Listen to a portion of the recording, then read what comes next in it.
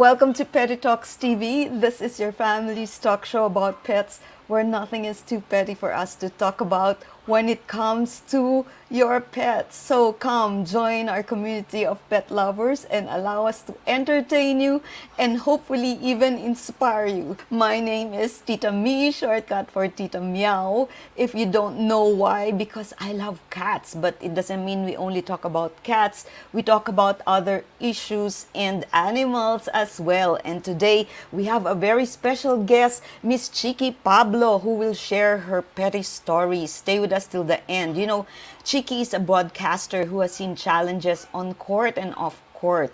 So she is a sports analyst, and that's for volleyball. She covered local and international games, and she's an international correspondent,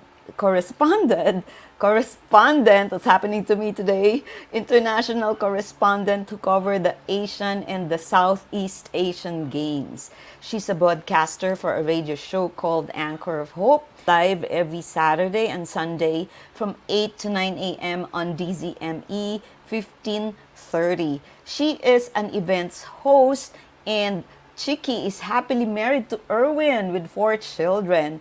Above all, she is a fur mom to a very cute pet, a dog whose name is actually Snow, but she fondly calls Snow Bella. So, friends, let's all welcome the very popular, in-demand sports analyst and host, Miss CHIQUI Pablo.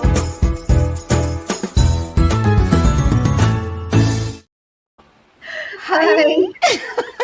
good afternoon. Hi, Chiki. Oh, it's so funny. Alam mo, I don't know what happened. It's the first time it happened when I pressed the live button. I think there was another browser that was open. So, it was so confusing. I'm sure you know that, diba? When you're hearing yourself behind you. So, Oo. anyways. So, Chiki, I know you Hmm, had the show this morning. yes. Can you tell us how you started today? How do you usually start your day on a weekend? On a weekend when you have your On a weekend, anchor of yeah. hope. Yeah. Okay. Well, for this particular day, I actually wake up at 5:30 in the morning every Oh. single day because I have my quiet time. That's when I read the Bible and do my journaling, spend time with the Lord. And then, but today, since it's Saturday, after waking up and having my quiet time, I had to dress up na, I had to Ah. prepare Mm-mm. for the program kasi it's not just radio eh. You can also be seen on YouTube and Mm-mm. Facebook. So, Yes. kailangan ayos. Hindi pwedeng Yes. ano, yung gaganon-ganon ka pa dahil may Yes. kailangan pa. Yun. So, I had to put on makeup, fix my hair, and all that. And then I Mm-mm. had to, what did I do? Oh, I had a date with my son, my Oh, youngest, si wow. Miggy. Yes. Yeah, he asked Uh-uh. for Miggy. a date with me, so treated him to lunch, and then we walked around just talking. Ayun. That's And That's really then so here. sweet, no?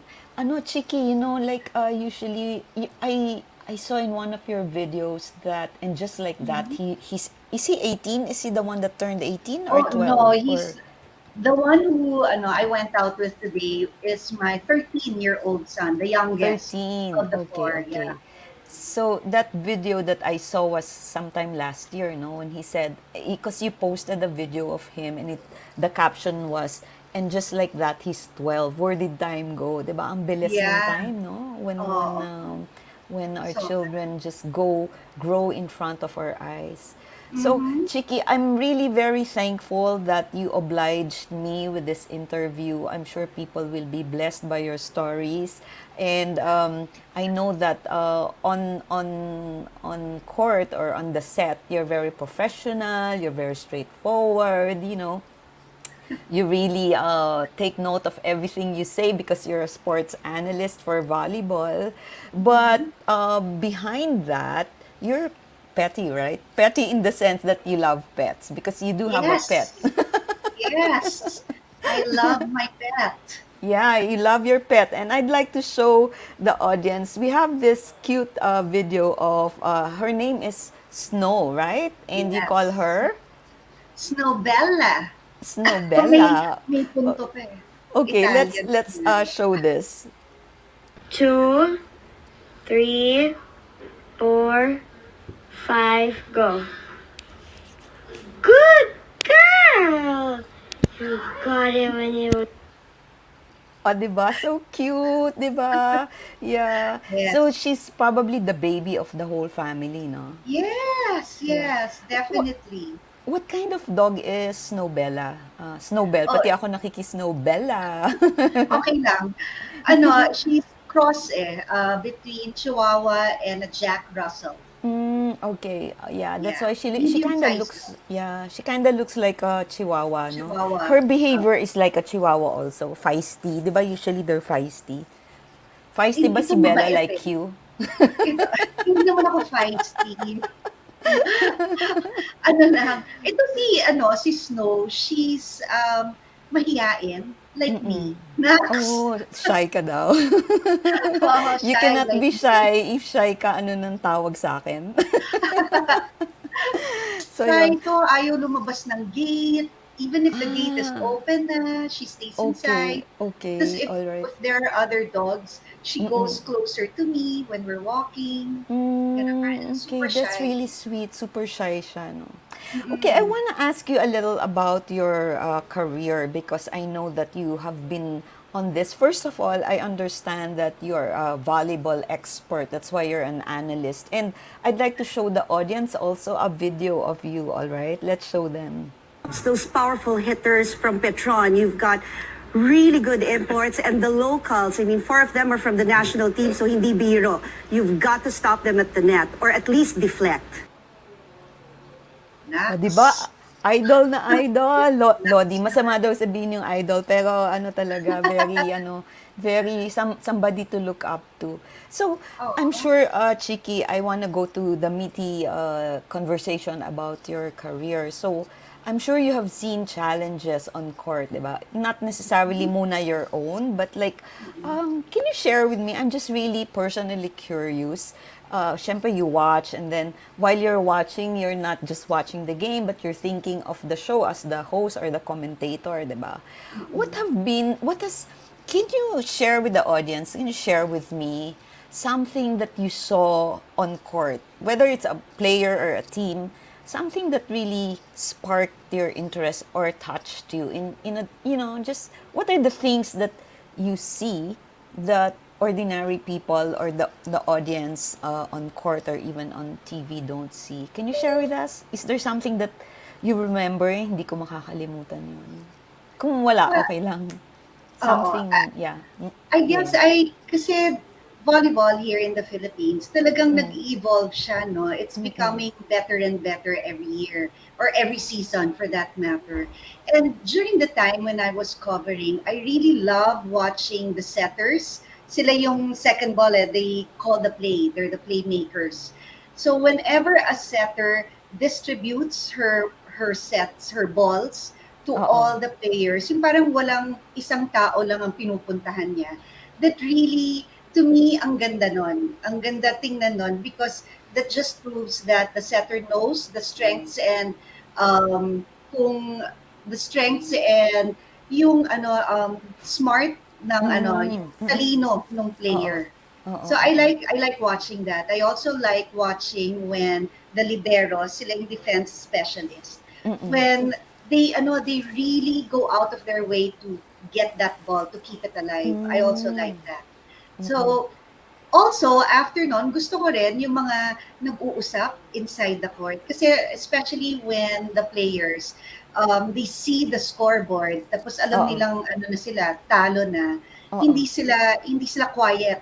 They pump each other up and then Oo. so that nakakahabol tuloy. Yun, those are the things that make a game really interesting and those are the things that I like looking at. Yun, kasi sobrang interesting. It makes for a team. Yung cohesiveness nila, it shows that. Wow. So there are Yeah. those moments pala, no, that the team members they really rally together, rally towards each other Yes. for Yes. fighting spirit, no. And I Mm-mm. guess that's what sets a team player apart, because there are just those kinds of people that are really born with that knack of inspiring, no, of being a leader, mga tipong mga siguro mga Michael Jordan, Kobe Bryant, yung sa Yes. NBA na alam ko, yung Oo. talagang they're able to steer the team The towards team, towards yes. hope, 'di ba? Parang laban, laban, no? Ganun. Correct, So yes. may Important ganon to me. pala. Yeah, it's always nice to see yung perspective, because us, like me, I'm just an audience for the sports Mm-mm. game. And also as an event organizer, when I direct events also, I don't really get to see like what's going on because my focus is on the script. So, but Yeah. every now and then, something will catch your attention eh, 'di ba? Parang every Mm-mm. now and then meron mga mangyayari. Now, talking about that, no, yan yung mga challenges na nakikita mo, and parang very very highlights, no, of being there, right there in the heart. You're in the heart of the game, 'di ba? Mm-mm. So, I know I looked over your social media pages, and I know that in 2020 you had your own personal challenge, Chiki, and I'm Yes. sure this is not the first time you talk about it. You've talked about it, and Yes. I don't want to burden you with telling the whole story. They can just go over it. I'll put it in the description later so that they can watch your whole testimony. But can you just give us a very, very short story of what went on in 2020? What was your lowest point, and then how did you overcome that? How did you get over that lowest point of your life? Okay, so in 2020, I was diagnosed with stage 2A breast cancer. So when I was diagnosed with that, syempre I was in shock kasi athlete ako throughout my life. Yes. So I started playing volleyball when I was 10 years old. I played in the Philippines, I played in the US, and then I watched what I ate, never had any vice. So talagang na-shock ako. Although, my mom had breast cancer and my lola on my father's side had breast cancer. Oh, But wow. every year we would have ourselves checked kasi aggressively watching, no? Watching out for yung mga ganyan Oo. para habang benign pa lang, di ba, Oo. makuha mo na Oo. siya. Right. But the Lord said, "Hindi, you are going to go through this journey." So I was Wow. in shock. I was in shock for a number of days. Ano lang ako, staring out the window. Siguro 2 days, staring out the window. I didn't know what Really? to do. And then I didn't tell anybody how scared I was. But just to paint a picture, it was like I was in a tunnel that's super duper dark and there's no light anywhere. Mm. Kasi when the doctor said you need chemotherapy, di ba pag sinabi yon parang pag sinabi ngang may cancer ka, kala mo mamamatay ka na eh. So more so when the doctor says you need to go through chemotherapy, all the more I was like, what? Kakayanin ko ba yun? I mean, what's gonna happen to me? So talagang nangangapa ako in the tunnel. So the next day after the diagnosis was given to me, nagpalpitate ako. Talagang like, I thought my heart was gonna jump out of my chest. Yung talagang break the ribs and all. Kasi sobrang bug, bug, bug, bug. Ganon ka lakas. Wow. Like When you I've woke never, up, yeah, talagang yeah, when I woke up, I've never you felt just that felt it. before. It just, Yes. yeah, okay. Suddenly, biglang dug, dug, dug, ganon. Wow. So I Oo. tried to distract myself. Wala, it didn't want. So finally I said, you know what, Lord, I don't want to get scared. Okay, I don't want to get scared anymore. So I knelt here in this room. I locked the doors. I knelt and then I cried and cried and cried. Talaga yung fear ko linabas ko sa God. Tapos yung lahat ng sadness, yung am I gonna die? Paano na yung kids ko? What's gonna happen to them? What's gonna happen to my husband? Dami kong iniisip na ganon. And then, the Lord gave me a word in Psalm 116 verses 8 to 9 and it said, Okay. you shall, uh, biglang nakalimutan. Psalm Sana 116 na-prepare ko, verses 8 no? Oo. Oo nga, basta nakalagay doon, you have saved my soul from death. my eyes from tears, my feet from stumbling. I shall walk before the Lord in the land of the living. So Wow. twice he said I wasn't gonna die. So I Mm-mm. said, okay, Lord, sige I'm not gonna die. Okay, so let's do this. Mm. So before my chemotherapy, nag-ano talaga ako, nag-pray ako sa ko, Lord, pwedeng don't get my hair. Kasi when Oh, you come yeah, I out on love this. TV, di ba? When you come Oo. out on TV and you have a scarf on your head, people are gonna say, ay, may sakit. So Oo. I didn't want that. Ayokong kaawaan. Oo. So I said, Lord, pwede don't get my hair. Pero if you're going to get my hair, can you please give me a wig that looks like real hair but Mm-mm. doesn't cost an arm and a leg? Kasi yung Mm-mm. mga real hair, mga 40,000, Oh, ganun ba 30,000. kamahal Yeah, yun? yeah, Oh my human hair. golly. Eh, di Wow. ba, gamitin mo na And lang that yun was sa before, 'di ba? That was yeah. before. Mas mahal pa 4 years siguro ago. ngayon. Oo, oo. Oo. So, sabi ko, sige Lord, kung kukunin mo, bigyan mo ako ng wig na mura lang. Yung Mm-mm. kung pwede, less than 10,000. Kung Mm-mm. pwede nga, less than 1,000. Mm-mm. Mm-mm. So, biglang the Lord led us to Green Hills and there's Mm-mm. this wig store there. Ang Mm-mm. ganda ng wig. Parang, Mm-mm. I took a picture of myself, tapos sinend ko sa friends ko. And they all said, uy, nice haircut. Kasi I Oh, never told anybody na I was going to get really? haircut. Wow. So I said, uy, Amazing. okay mukhang totoo yung wig. Oo, Sige, oo. magkano ba to? Oo. Wow, ang galing ng God. Mm-mm. 900. So Wow, sabi ko, bargain talaga. bargain talaga. Pero sabi ko, patay, God's gonna take my hair. Ay, Which he nako. did. He Oh, did. he did. Pero But, I said, okay. Lord, you can Oo. take, please, sige, okay lang if you need to take my hair so that in the future, parang if somebody comes to me for help, Oo. legit na I went through cancer, right? Kasi Mm-mm. Mm-mm. nakalbo eh. But Oo. I asked the Lord, pwede don't take my eyebrows. Kasi Okay. hindi ako marunong mag-draw ng eyebrows. Oo, oo. Alam mo, it never fell off. Hindi ako Hmm. nakalbo sa eyebrows. Pero nakalbo Oo. ko in all the S- other Oh, areas. and then you wore the wig na lang.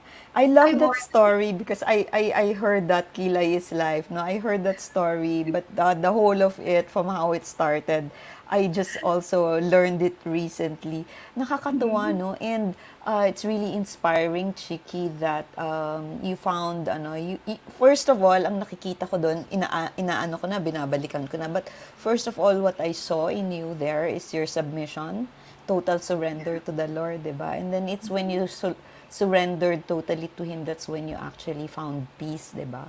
So it's really Yes. very beautiful. But I wanna ask you, I wanna show the audience this very beautiful picture kasi parang in one of the posts, nakita ko that you were being compared to Gloria Romero. Ikaw ang modern day. Ito, oh, 'di ba? Ang Diba? ganda-ganda. Yeah, can Oh you my tell us, gosh. ano tong picture mo sa left? Is that when, because you're wearing some headgear. What's this? Yes. Oh, I was going through chemotherapy, so I was bald there. Actually, Oh, nahuhulog na yung hair oo, ko. oo, oo. So if you will see, di ba, near the forehead, parang Oo. nakakalbo na. Wow, Yan. nakakimo ka pa niyan, ang ganda-ganda. Yeah. Praise God. And then Tapos yung the nasa one on the right, right, this one naman was taken in Cagayan de Oro. Ano na, my ah, hair grew back na. So ever okay. since 2020, I've never had a haircut. So Oo, ito, ano to, layered siya nung lumabas. mm. I mean, when it grew.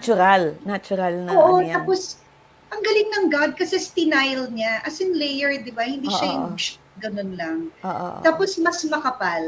Mas makapal From than the before owner. chemo. So, nakaka-inspire yung story mo. Now, I Chiki, thank tell me God. about,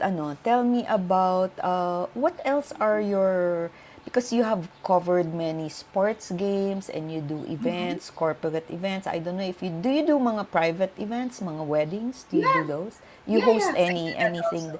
So, what else are you dreaming to do as a broadcaster or even not a broadcaster? And what else are you wanting to achieve in life? Kasi natikman mo na eh. I mean, you're right there, no?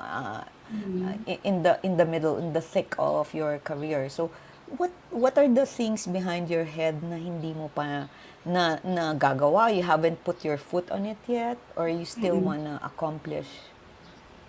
Actually, I really want to have two programs, a lifestyle program, All right. and another one is a program that's a combination of Ellen DeGeneres and Oprah Winfrey's Oh, show. that's Combined nice. mo yun. I Yeah, want to do bagay that sa'yo. because Yeah. I want to inspire people. I want to Oo. tell people that in life, there's hope. Even Mm-mm. if you're going through tough times. Di ba ganun Mm-mm. si Oprah? Mm-mm. Para Mm-mm. meron siyang mga, mga magagandang sinasabi that inspire people. Mm-mm. Tapos That's si true. Ellen naman, nakakatawa. So Mm-mm. I Mm-mm. also want to You're a make people mix. laugh. Yeah, yeah. Kasi Oo, si yun. si Oprah, she's more of the really deep and serious, Oo. 'di ba? Si Ellen, Mm-mm. she's very witty, no? So you're the Mm, perfect mix. So who knows, yeah, God will really close. open the doors for you. Because you have Mhm. a show. How long has this show Anchor of Hope been going on? Anchor of Hope Live, 1 year. One year. Magto 2 years na kami this Mm-mm-mm. April. This Yes. April. Okay, can Oo. you tell us a little about that show? What do you Sure. do in that show? Yeah. So Anchor of Hope is really Anchor of Hope Live is a production of Anchor of Hope and Strength organization. It's SEC Mm-mm. registered. It was Mm-mm. founded by Dr. Charity Gorospe, who's a medical Oh, oncologist. yes, yes. So one day, the Lord told her, start a Bible study with Mm. your patients. So Oh, she did. wow. Oo. Tapos She's your it grew and doctor, it 'di ba? grew. Yeah, she's my Oo. doctor. It grew and it grew. Pero yung wala pa ako, she had a patient who was a part owner of DZME, si Mm-mm. May Pichay. Mm-mm. Miss May Pichay attended the Bible study of that was conducted by Anchor of Hope. And then, sabi niya, uy, ang ganda nito na, the things that she was learning from the Bible. Sabi niya, ilagay natin sa ere. Eh kaya lang, wala pang host na they could think of who could do the job, yung anchor it. Tapos biglang nagka-cancer ako. Tapos naging siya yung doctor ko. Sabi ni Doc Charity, Mm. oh, okay na, may host na tayo. Kasi ako naging pasyente niya. So that's how Amazing. that happened. But you know Oh. what? It's DZME is doing such a good job for the Lord because they're letting us go on air for 2 days. It's Mm-mm. 12,000 an hour because it's on the weekend, but they're Mm-mm. not charging us anything. I Their see. only requirement is to talk about the Lord. That's why Mm-mm-mm. every Galing. Saturday we have pastors who we dissect the Bible, like to Mm-mm-mm. you Every know, in Saturday. every That's in your Saturday we're show. That's in your show. yes, it's in Okay. our show. We're Oo. doing the book of John. So yan, Okay. dinadissect namin yan, Mm-mm, passage mm-mm, by passage. And then on Sundays, we invite different people from different industries, business, entertainment, sports, mm-mm, mm-mm, medical industry, to talk about, some of them, they talk about their lives and how the Lord touched their lives, how the Lord mm-mm, changed their lives. But for mm-mm, the medical doctors, they talk about the different parts of the body so that people mm, can learn na you were fearfully and wonderfully made. This is how mm-mm, the heart functions. This is how you can take care of it. So mm-mm, take care mm-mm. of it. So Ganon. that's more like the informative side of the show, no? You have Yes. medical doctors. I see, ang Yes. galing. Um, all right. Now, when it comes to your hosting, paano ka nag-start? How did you start? Because there might be people that will watch this, no, on a replay, and then Yeah. they're dreaming, they're shy, maybe they wanna follow your footsteps. How did you discover that you have the Na pwede talent to pala. host? Kasi ang galing-galing mo eh. Ay, praise God. Thank you. You Oo. know, it started with, kasi my family, we have a big family, the De La Paz clan in Mm, Marikina. mm-mm, Super laki niyan. mm-mm. So, one day, my cousin, Trisha, and I talked and said, you know what, pag Christmas get-together, mag-program naman tayo para mas Okay. interesting. Mm-mm, Kasi parang ang corny if you just go there, tapos eat ka lang, kasi mm-mm, Christmas nga, kakain ka lang and then that's it, tapos uwian na kayo. So, sige, sige, I got so excited. So we mm-mm. planned out the program, ganyan. I forced my cousins to perform, to sing, to dance, Bata yung ka pa ganyan. nun. How old are you? Yeah. Oh my goodness. Siguro, Like, less than 10? Hindi naman. ano Teenager. Young. naman, Well, Young teenager. less than 10 kasi I would be the singer, the entertainer of the family. So you We would, sing also. yeah, I Sample. sing. Oo. Hala, papasample kita sa Life to the Max. Nag-glee club na lang ako. Nag-glee club ako sa Maryknoll. Ayan. Tapos Okay. nag-champion kami ilang beses. Wow, ang galing-galing Saka sa naman. church Oo, choir. oo. Yun. Anyway, yun. Tapos, in the middle of my cousins na walang kaalam-alam, biglang, hello! Gumanon ako. Oh. Surprise! We're gonna have a program. Oh, Tapos, on the ever spot since yon. then, Right oo. there and then. Oo. Okay. Tapos ever since then, every year meron na until the pandemic. Family program. Oo. How Tapos, did, okay, sorry, go yeah. ahead. Tapos? After that, meron ng mga nag-invite sa akin ng mga nieces ko to host the reception of their wedding. Yun. Okay, ang Galing. galing. So, nag-evolve yun na, from doon. then, Tapos naging word of mouth. Oo. But how did you become a professional? What was your first break? Oh, Do you remember? Yeah, it was I was actually first a barker for the Shakey's V-League. Okay. That What was the does a barker volleyball. do? Inabot ko ba yun? Yeah, the barker announces. Alam mo, ang galing Okay. nga ng God eh. Kasi Oo. yung job ng barker is to announce who's gonna serve. Tapos, at that time, ang tagal-tagal-tagal ko nang wala sa volleyball industry. So, I didn't know the players. That's a So, sports thing pala. yes, I was yes. thinking Sorry. of disco, party. Iba yung... kasi yung mga barker, parang yung mga DJ na parang, yo, yung mga ganon. Hindi. Okay. Hindi, I thought hindi. that's... Okay. Let's dance. Kala ko yun. Okay. All right. So, this is a sports environment. So, Oo. okay. And So when I then... was a barker, the Lord allowed me to get to know the players, to get to know the new rules in volleyball. And then, He made me into an analyst na. Hindi na ako dumaan sa courtside, jump na ako sa analyst. And ang galing lang ng God. From then on, yun, it progressed. And then, naging, because I was part of TV5, they also asked us to cover the SEA Games, the USNCAA, the Asian Games. Yun. So that's how that happened.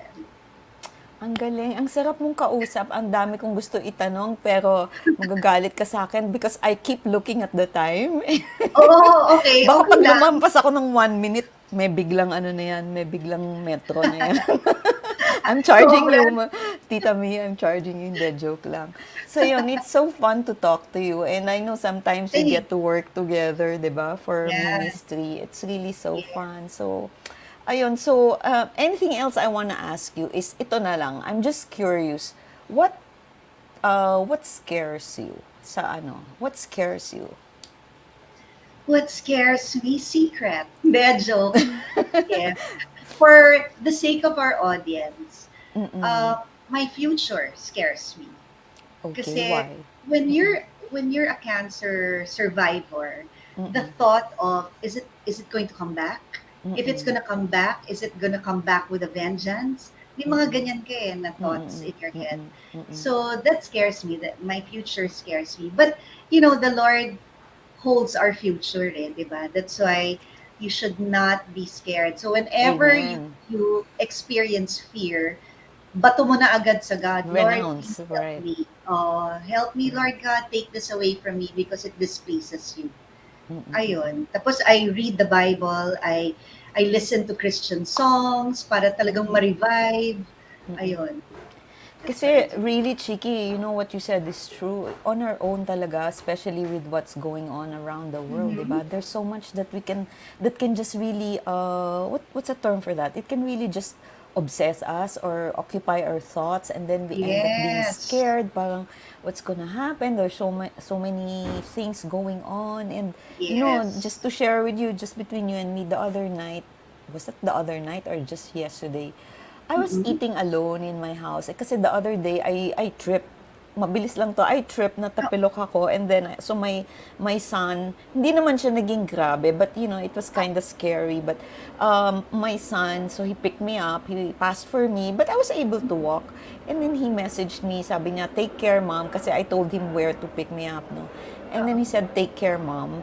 And then, when I was eating already alone at night, my midnight snack, parang I reflected on what happened and the reaction of my son, who's not really the kind who says those sweet things. Tapos naisip ko lang how lonely it will be, like just the thoughts of things that will go on in the future was Mm. enough to really, make me sob. And and then like what you Mm. said, it's really uh, anchoring your hope in God. Yes. It's really Yes. anchoring your hope in God Yeah. where we can find peace and assurance because Yes. we can't Yeah. control talaga. Diba, Chiki? It's a Yes. matter of knowing what we can control and what we cannot control, and then Yeah. to just you know who your God is and you know how big your God Yeah. is, diba? Can I just share really Sure, quickly? please. Yes. During the cancer journey, di ba, I described it as parang you're in a tunnel na there's no light, na talagang Yes. nangangapa ka lang, super dark. Oo. Grabe, alam mo, it was such ito, I don't know if you guys will believe it or not, Mm. pero Mm-mm. I'll say it just the same. It was such an enjoyable time going through my Mm. cancer journey. Mm-mm. Mm-mm. Kasi I've never experienced the Lord that close. Mm-mm. Yung Mm-mm. talagang, if you ask me, Chiki, babalikan mo ba yung cancer journey mo given a choice? Alam mo, talagang sasabihin ko, yes. Because Mm. naiyak tuloy ako. That's where Jesus became really, really personal. Yung talagang, I felt his hug, his care, his Mm. comfort, his encouragement. Talagang sobrang real na yung hope never nawala. That's why I would Mm. face the next chemo day with excitement to see what the Lord's gonna do. How is he Mm-mm. gonna protect me? How is he going to take me out of the side effects? Will he Mm-mm. allow me to have side effects? Kasi yung mga, alam mo yung mga nasa beside ko, they were rushed to the ER because of extreme lower back Wow. pain. Oo, may Yung mga isa, ganon. stinop yung chemo because of migraine. Ako, I was standing up. They told me to lie down. Sabi ko, hindi. Mm-mm. I'm gonna stand up because I'm gonna show the world, I'm gonna show myself that my God is a big God. So when I was going Yes. through chemo the first day, I was standing up and the doctors were saying, oh, no side effects? Tapos sabi ko, no, I'm fine. Tapos sabi nung doctor ko, si Doc Charity, whatever you're doing, keep doing it because it's working. What I was doing at that time was singing. I was singing praise songs to the Lord. So I never felt those side effects. Ang only side effect ko was hyperacidity. Pero it Mm-mm. wasn't even painful. It was just discomfort. Mm-mm. Parang what I'm trying to say is when Jesus becomes center ng life mo, talagang everything will work out kasi Mm-mm. nakakapit ka sa kanya eh. Kung ano yung will niya, okay lang sa'yo. Kasi alam mo kasama mo siya eh. Ang So galing it was naman. such a fantastic Mm. journey for me. Actually, it may be difficult to believe, like you said, no? But Yeah. I know also if si Tita Aggie, she would say that her cancer journey was Yes. her best time with the Lord. Yeah. But God allows lang specific people to go through certain challenges because He has a plan for each Yes. one, no? So Mm-mm. I'm just so happy to hear your story, Chiki, and I am again inspired with Ah, what you thank God. shared. Parang every day the little troubles that we see around us every day, they're really nothing compared to the promise of eternal life we have in Jesus, Yes. 'di ba? So ang ganda. Yes. So Chiki, this has been a wonderful time. I have to keep my word with you. Maybe one of these days Yeah. we'll have a part two. We'll have a bigger group. Maybe when Yeah. you're not so busy. And I just like to say you Sure. are so gorgeous today. Ang Ah, ganda-ganda ni thank Chiki. you. You're so Ikaw din beautiful. eh. Ano lang yan? App daw yan, app. Yun. Hindi. So, Chiki, I will just say a few words. I'll put you on the backstage, but don't leave. Okay. I'll be back with you in a couple All of right. seconds. Thank you so much. That's Chiki You're Pablo, friends. welcome.